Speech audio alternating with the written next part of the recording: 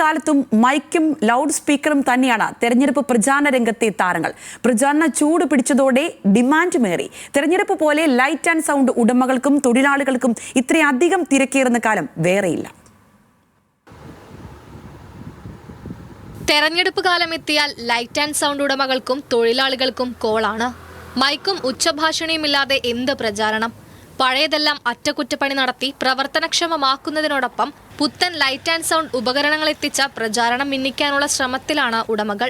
ആംപ്ലിഫയറും ജനറേറ്ററും 4 സ്പീക്കറുകളുമുള്ള 2 ബോക്സുകളും ഒരു എക്കോ മിക്സറും ചേർന്ന സൗണ്ട് സിസ്റ്റത്തിന് 4000 രൂപ മുതലാണ് ദിവസ വാടക. കോവിഡ് കാലത്തുൾപ്പെടെയുണ്ടായ നഷ്ടങ്ങൾ നികത്താൻ തിരഞ്ഞെടുപ്പ് കാലത്ത് സാധിക്കുമെന്നാണ് പ്രതീക്ഷ. പഞ്ചായത്ത് ഇലക്ഷൻ മാത്രമാണ് ഞങ്ങൾക്ക് ഏറ്റവും കൂടുതൽ ഒരു ടൈറ്റ് അനൗൺസ്മെന്റ് വർക്ക് വരുന്നത്. ഒരു നിയമസഭയോ പാർലമെന്റ് ഇലക്ഷന് ഏതാനും ആളുകൾക്ക് മാത്രമാണ് കിട്ടുന്നത്.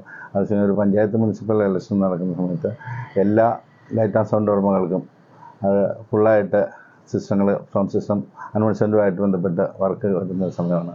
അതുകൊണ്ട് ഞങ്ങൾ വളരെ സന്തോഷിക്കുന്നു. ഞങ്ങൾ കോവിഡ് കാലത്ത് ഞങ്ങൾക്ക് വളരെ പ്രതിസന്ധിയിലായിരുന്നു. ഞങ്ങൾക്ക് എല്ലാവർക്കും ലക്ഷങ്ങളുടെ ബാധ്യതകളൊന്നും അതിൽ നിന്നൊന്നും സർക്കാരിൻ്റെ സഹായങ്ങളൊന്നും കിട്ടിയിട്ടില്ല.